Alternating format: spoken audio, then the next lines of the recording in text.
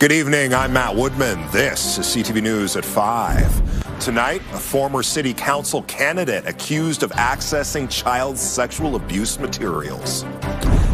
Meta on the move, the company behind Facebook building a $13 billion data center in Alberta.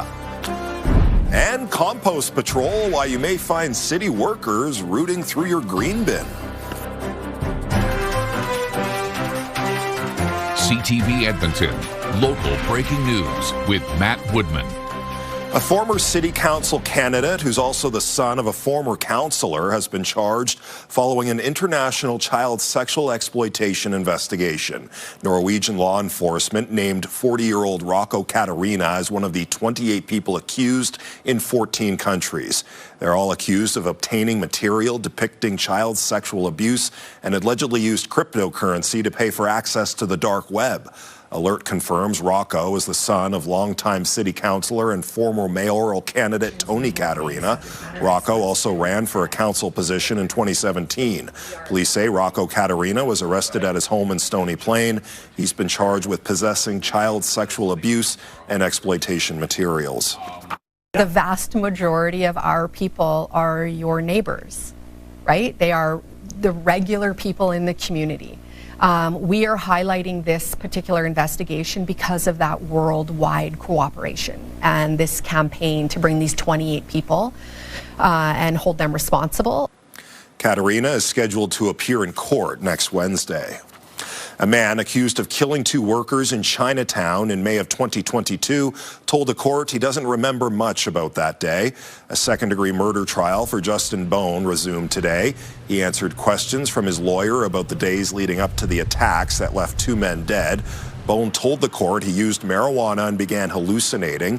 He remembers stopping at what he calls a detox place but was kicked off the property. Bone said soon after a magpie with a taquito approached him. Thinking the bird was making an offering, Bone said he spoke to the bird and took a bite of the food. The court heard he then went to the roof of a building but ran away after dropping a metal grate he found there. He says the next thing he remembers is waking up in police custody. When asked if he remembers going into the auto body shop or the electronics store where the men he's accused of killing were working, Bone said he did not. A 19-year-old man is facing murder charges after a shooting downtown over the weekend.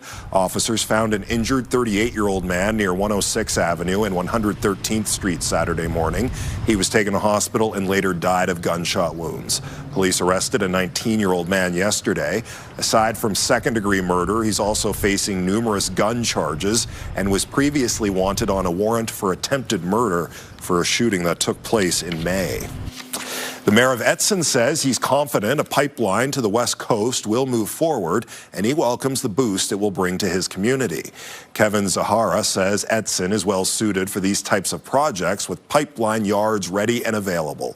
Zahara says when major projects come to the town, it has a ripple effect from construction jobs to hotels, even extra orders at Tim Hortons. You know, when TMX was here, they were the workers were helping fundraise, helped out the food bank, and you know, I know the golf course was super busy as well because they all got memberships and that sort of thing because they were here for a long time. It's a big project. So when this project comes through, it'll be the same sort of thing, I'd imagine. Edson's mayor says while natural gas projects feed the local economy, most of the major economic benefits of the Trans Mountain Pipeline expansion construction have faded. The new proposed pipeline would follow the same route.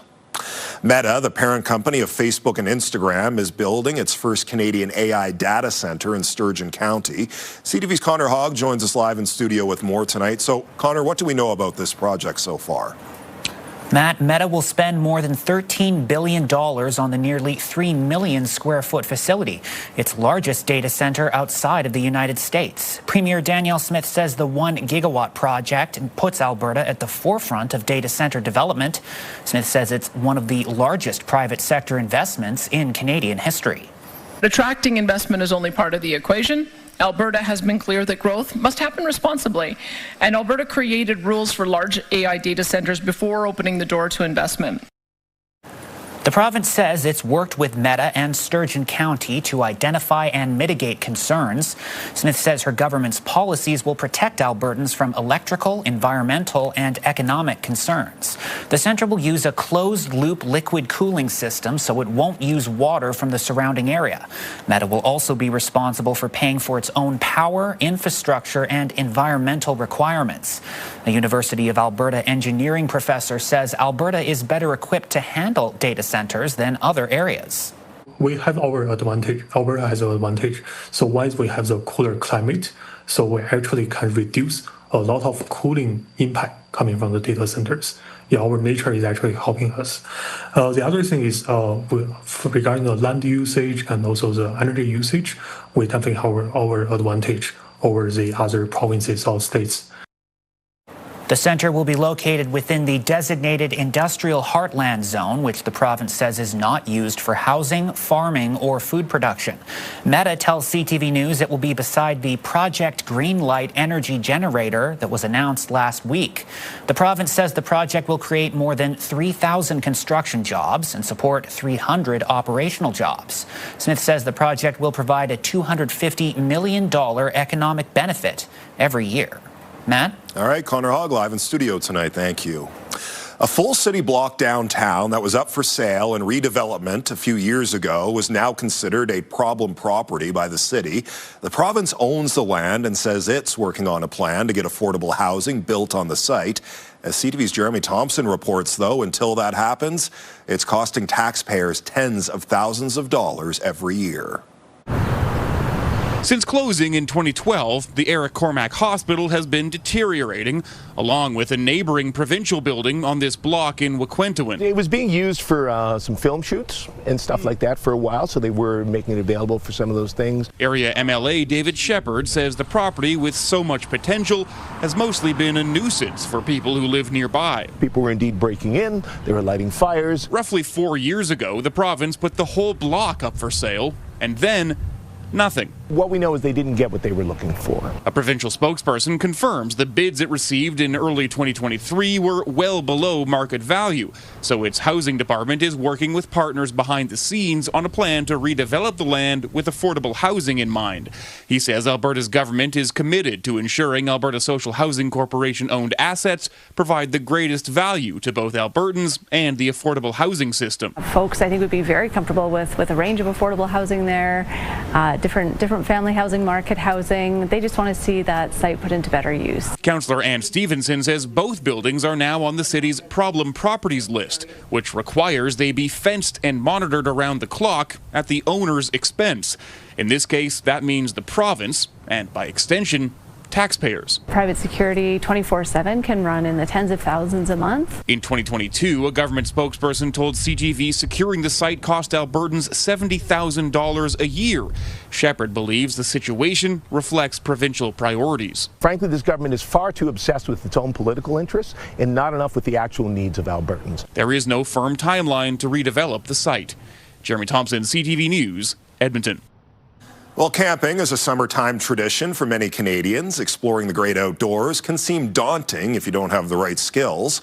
Today, some newcomers were learning how to do so safely. CTV's Curtis Gooderham has more on the Camping College course. First step, cracker. What's the name of this? Cracker. Newcomers to Canada are getting a taste of Canadiana. Chocolate and marshmallow combination known as the s'more. The marshmallow, it's yummy. These newcomers are students with Northwest College's LINK program. It provides lessons to help refugees learn more about their new home and build a connection with the culture. There's always a gap when our students get to our country. You know, they can learn language, but it's building that connection, getting those images that they have of Canada into our reality, right? It's like, okay, this is what I thought it was, but this is what it really is. Aside from making s'mores, these students set up tents. You're going to want to pick a piece of ground that is very flat. Went for a hike and learned how to properly use bear spray. It's a new knowledge for me because I didn't know how to make this one, but today I'm very proud. LINK students at Northwest say this event gives them the skills they need to explore Alberta's parks and wilderness. I learned. Now I will come. I will try. I would like to come next month here, again and again. So now they really want to take it to another level and keep on connecting because we have broken that barrier. While moving to a new country isn't always a walk in the park, the instructors hope this lesson will make exploring the province a piece of cake. Curtis Goodrum, CTV News, Elk Island National Park.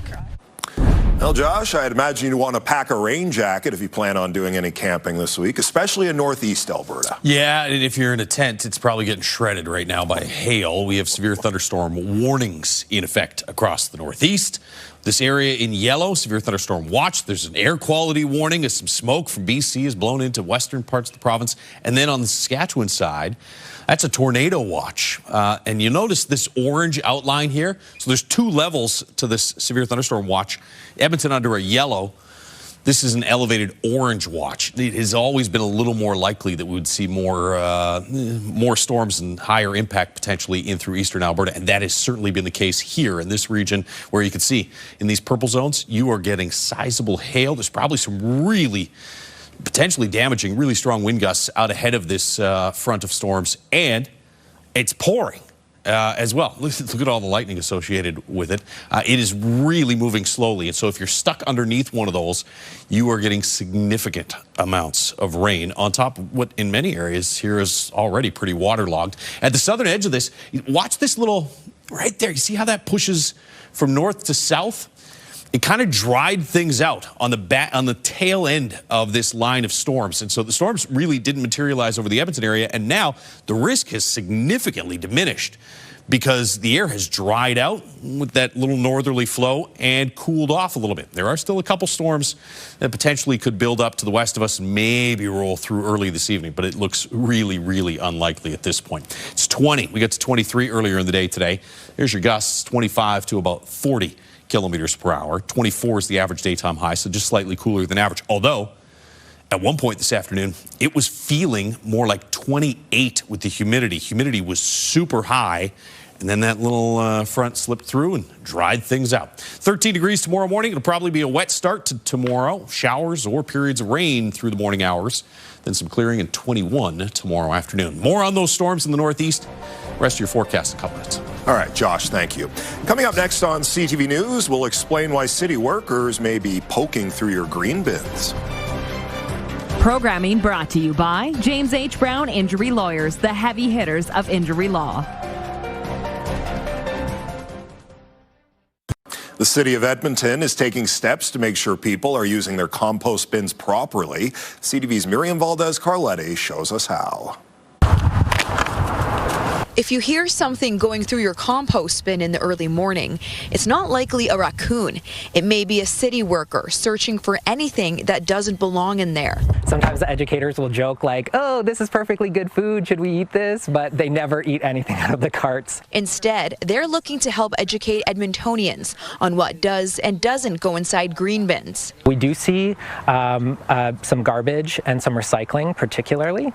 So we are taking an education approach first. Part of that is putting these oops tags on compost bins if something doesn't belong. One of the biggest culprits is food packaging. Which is a super innocent mistake, because when someone's opening like a granola bar or a fruit roll-up or any type of food, they associate the packaging with that food. One of our educators found a food scraps cart that was full of unopened Pringles cans. Some people are sorting out their feelings on the city's program. I feel good, so people will aware more, so they will get a sticker, so maybe they will start the same practice. I really don't know for sure if they should go through it. They're a little odd, but people need to be educated about it. The city says depending on the results of the project this summer, further steps to ensure proper sorting could be taken. It says so far, many people have responded well. Actually, I was out back and he had just checked our stuff one day and he said, I like what you do with your garbage. Keep it up. If people receive a second tag, there's a chance collectors might not pick it up. So a little extra effort towards your green bin will go a long way. Miriam Valdez-Carletti, CTV News, Edmonton. Still to come tonight on CTV News, the latest on a potential WestJet strike as thousands of flight attendants begin voting. Programming brought to you by the Alberta Securities Commission. Visit checkfirst.ca.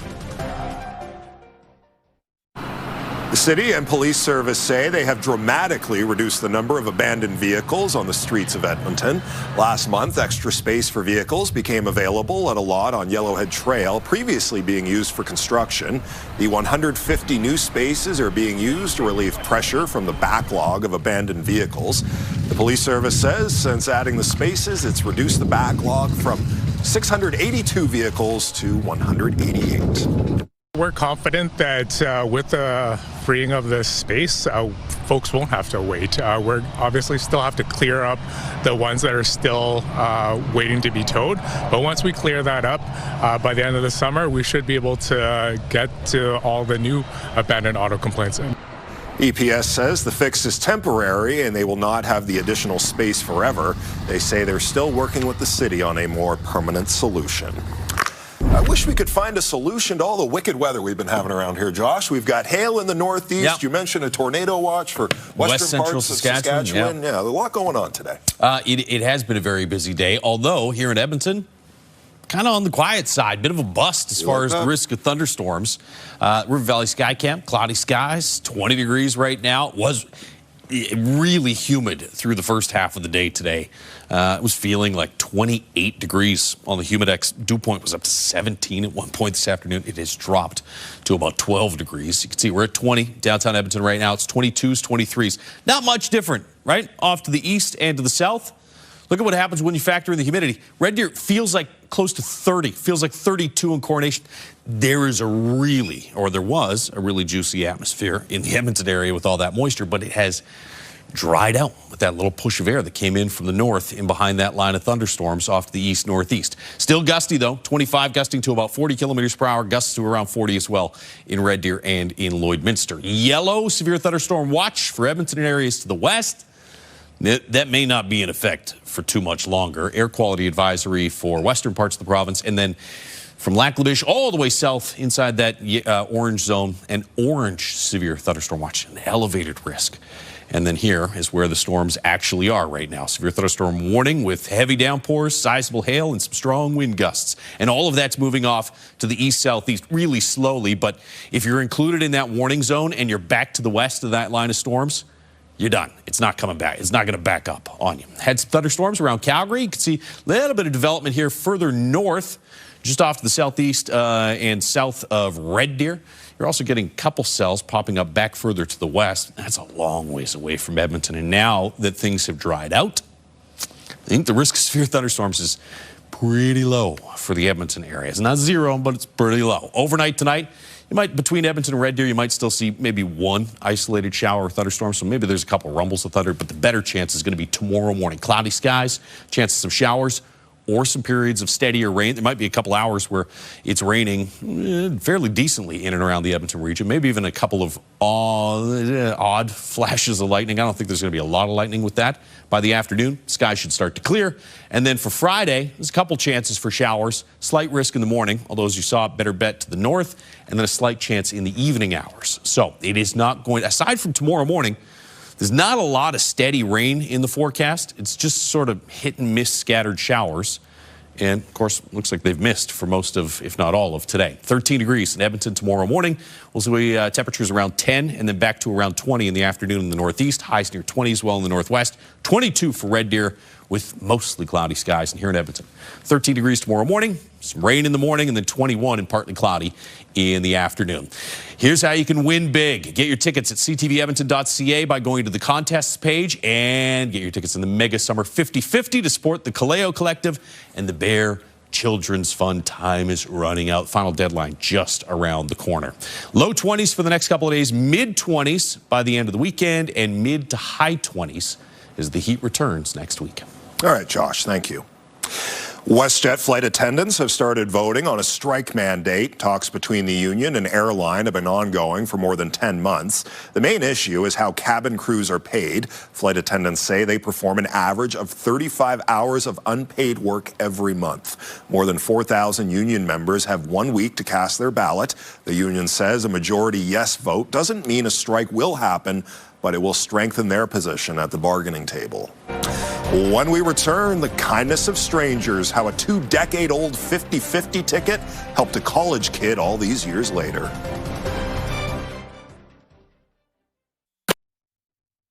Programming brought to you by James H. Brown Injury Lawyers, the heavy hitters of injury law. A 50-50 ticket purchased by two strangers at a baseball game in Edmonton 2 decades ago has finally paid off. CTV's Adam Sawatsky explains how the winnings were used to help someone who was only a baby at the time. If you happen to wonder what brought this American to Canada, Leo Bruce will tell you it's a story. It's actually one of our favorite family stories to this day. Before he reveals how the story ends, I'm just the byproduct of this whole thing. Leo suggests contacting his parents, Sharon and Matt Bruce, about how it all began. Because we had a cute baby. So cute that when Sharon and Matt went to a baseball game in Canada, the crack of the bat and the roar of the crowd were drowned out by baby Leo being oohed and awed by the strangers behind them, Lorraine Stevenson and Georgina George. I remember Leo on my knee bouncing. Oh, he was so cute. You know, after this exchange of pinching Leo's cheeks and stuff, they bought 3 tickets for Leo. Lorraine and Georgina bought 3 50-50 tickets for baby Leo, and one of them was the big winner. I'm like stunned, trying to give the money back. They're like, no. So we're like, can we buy y'all a beer at least, right? And so they said, sure. So Sharon and Matt bought the women a bunch of beer, and they all celebrated baby Leo. It was a good day, a very good day. Such a nice couple. Yeah. And although Lorraine and Georgina didn't think much of it after that, Leo did. As a kid, I was like, score. I'm like 9 months old and I got $1,000 in the bank, right on. But accepting the cash, Lorraine and Georgina said, came with a commitment. They said use it towards his education. So his parents invested the winnings, and every year he grew older, the amount of money grew larger. So by the time Leo graduated from high school, he had enough to pay for part of his tuition and couldn't be more grateful to spend it back in Canada. It was like super appreciated, and here I am, almost done with UBC. You're making us cry here. Yeah, thinking about it. Thinking about it. No, it was just one of those crazy things you do. Yeah. Beer, I don't think beer had anything to do with it. And although none of these people have actually met in person since that day at the ball game, the adults did keep in touch via email over the years, and Leo is looking forward to the day that he can finally pay their kindness forward. I think it's awesome. Like 20-some years later, instead of just it being a raffle ticket, it's like a connection that we have. Adam Sawatsky, CTV News. And that's our show. Thanks for watching. I'm Matt Woodman. CTV News continues right now.